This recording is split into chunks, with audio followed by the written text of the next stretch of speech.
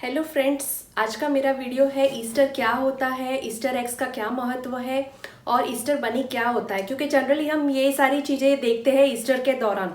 तो आज की वीडियो में आपको इन सब के बारे में मैं बताऊंगी। लेकिन अगर आपने मेरा चैनल सब्सक्राइब नहीं किया है तो आप प्लीज़ उसे सब्सक्राइब कर लीजिए और बेल आइकन को भी प्रेस कर लीजिए, क्योंकि मैं ईस्टर पे एक पूरा सीरीज़ बनाने वाली हूँ। तो जिसमें मैं 3-4 वीडियोस बनाऊंगी ताकि आपको ईस्टर के बारे में नॉलेज तो मिले ही कि ईस्टर क्या होता है, लेकिन आपको ये भी पता चलेगा कि इवेंट्स कैसे होते हैं। क्योंकि अमेरिका में बहुत सारे इवेंट्स होते हैं ईस्टर को लेके, तो वो सारे इवेंट्स में भी मैं आपको लेके जाऊंगी और दिखाऊंगी आपको कि कैसे यहाँ पे इवेंट्स होते हैं। So let's get started. Easter क्या होता है? तो फ्रेंड्स, ईस्टर एक क्रिश्चियन सेलिब्रेशन है जो संडे के दिन मनाते हैं और ये स्प्रिंग सीजन में आता है। तो फ्रेंड्स, इसके पीछे एक हिस्ट्री है जो मैं आपको शॉर्ट में बताना चाहूँगी। तो 1330 एडी की बात है, जब जीसस क्राइस्ट जो थे वो लोगों को ज्ञान दिया करते थे कि आप लोगों को ज़िंदगी कैसे जीनी चाहिए, किस प्रिंसिपल्स पे जीना चाहिए और एक दूसरे के साथ कैसे बिहेव करना चाहिए और आपको गॉड का नाम लेना चाहिए। तो ये सारी चीज़ें वो लोगों को बताते थे और उनके बहुत सारे फॉलोअर्स हो गए थे, लोगों को अच्छा लगता था और लोग उन्हें बहुत पसंद करने लग गए थे। लेकिन उस टाइम में जो रोमन किंग्स जो थे उनको ये बात पसंद नहीं आई थी, क्योंकि उनका कहना था कि रोमन किंग जो है वो ही गॉड है और वो लोगों को बोलते थे कि आप रोमन किंग जो है उनको सर्विस दो और उनको गॉड मानो और उनकी सेवा करो। तो ये वो लोगों को बताते थे, लेकिन लोग फिर भी जीसस क्राइस्ट को फॉलो कर रहे थे, बहुत सारे उनके फॉलोअर्स हो गए थे। तो फिर जो रोमन राजा थे उन्होंने जीसस क्राइस्ट को अरेस्ट कर दिया और फिर उनको क्रॉस पे हैंग कर दिया। तो इसीलिए आप जनरली देखते हो कि जीसस क्राइस्ट का कभी भी फोटो या कुछ देखते हैं जनरली तो वो क्रॉस पे रहता है, क्योंकि उनको क्रॉस पे हैंग किया गया था और उनको कीलें लगाई गई थी। तो ये सब चीज़ें की गई थी जीसस क्राइस्ट के साथ, ताकि लोगों को पता चले कि जीसस क्राइस्ट कोई गॉड नहीं है। ये दिखाने के लिए रोमन किंग्स ने उनके साथ ऐसा किया था और फिर उनको दफना दिया गया था उसके बाद। तो ये सारी जो चीज़ें थी ये फ्राइडे के दिन की गई थी, गुड फ्राइडे के दिन।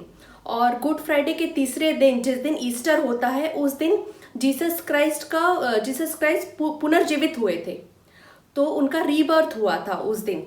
और फिर उसके बाद क्योंकि वो तो गॉड है, या कहीं पे ऐसा भी मेंशन किया है कि सन ऑफ द गॉड है, तो इसीलिए उनका रीबर्थ हुआ था। और उसके बाद उन्होंने 40 डेज तक वापस लोगों को अब ज्ञान दिया था और उसके बाद फिर वो स्वर्ग चले गए थे। तो फ्रेंड्स, इसीलिए ईस्टर मनाया जाता है।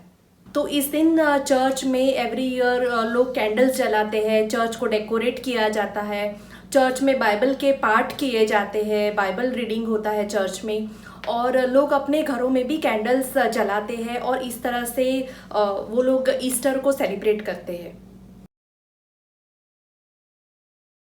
तो फ्रेंड्स, ईस्टर एग का क्या महत्व होता है? आप लोगों ने देखा होगा बहुत सारे जगह पे कलरफुल प्लास्टिक एग्स रहते हैं। तो वो क्यों होते हैं, उसके पीछे उसका रीज़न क्या है? तो फ्रेंड्स, ईस्टर एग जो रहता है, जो एग जो बेसिकली रहता है वो एक सिंबलाइज करता है लाइफ को या बर्थ को। क्योंकि एक एग में से ही किसी बर्ड का निर्माण होता है। जैसे एग में से ही चिकन पैदा होता है, तो उसमें से एक बर्थ होता है। तो वो लाइफ को रिप्रेजेंट करता है या बर्थ को रिप्रेजेंट करता है। और जीसस क्राइस्ट का भी रीबर्थ हुआ था, तो लोगों ने उसको भी ये भी मान्यता कर दी कि this is also a symbol of birth जो एग है। इसीलिए तो लोग एक दूसरे को गिफ्ट करने लग गए एग, उसको डेकोरेट करते थे। और पुराने ज़माने में लोग एक दूसरे को एग्स गिफ्ट किया करते थे कि आपके घर पे समृद्धि आएगी, it is a symbol of fertility and all. और फिर वैसे भी ईस्टर स्प्रिंग में आता है, जो ऑलरेडी जिसमें पेड़ों को नए नए पत्ते आते हैं, खुशहाली रहती है। तो वो एग भी उसी चीज़ को रिप्रेजेंट करता है।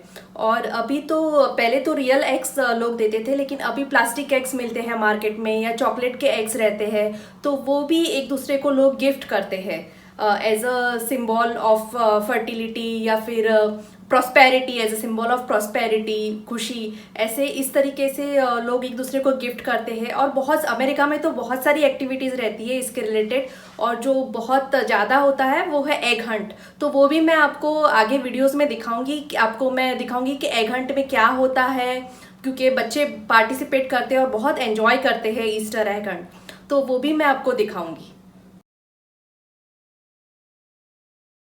तो फ्रेंड्स, ईस्टर बनी का क्या महत्व है ईस्टर के दौरान?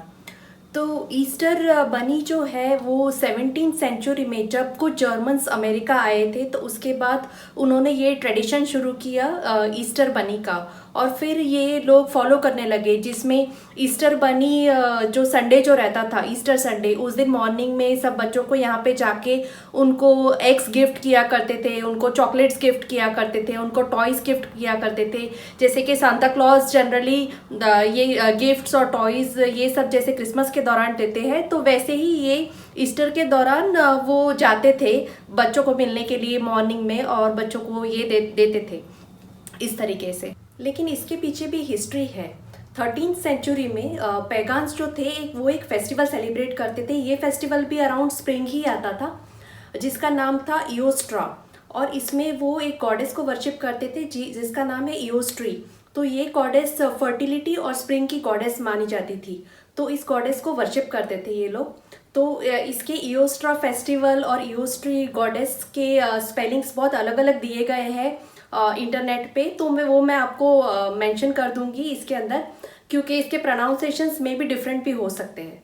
तो वो गॉडेस जो थी, एक बार उन्होंने देखा कि स्नो में एक बर्ड है वो इंजर्ड पड़ा हुआ है, तो फिर उनको लगा कि उस बर्ड को वो एक रैबिट में कन्वर्ट कर देती है, और ताकि उसको फूड वगैरह ढूंढने के लिए आसानी हो जाए, तो इसलिए वो रैबिट को बर्ड को रैबिट में कन्वर्ट कर देती है। और rabbit is a symbol of again fertility, because rabbits are very fertile.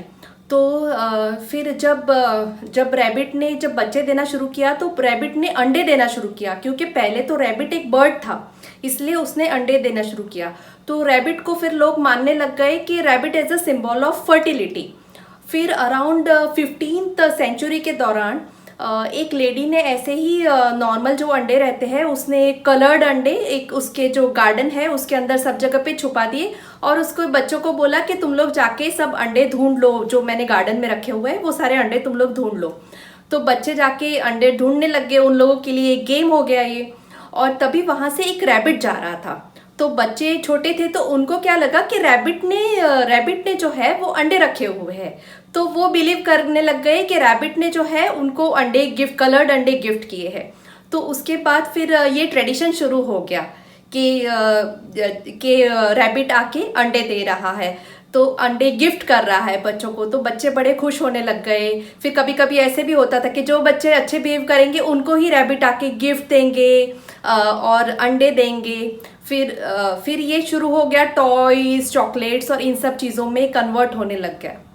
तो फ्रेंड्स, अगर आपको ये वीडियो पसंद आई है तो लाइक करना, सब्सक्राइब करना और शेयर करना, और आपके बच्चों को भी बताना कि ईस्टर क्यों सेलिब्रेट होता है, ईस्टर एग्स का क्या इम्पोर्टेंस है, और ईस्टर बनी का क्या है, और एंजॉय भी करना, ईस्टर बनी के साथ फोटोज क्लिक करना, अगर आप एग हंट एंजॉय कर सकते हैं तो वो करना।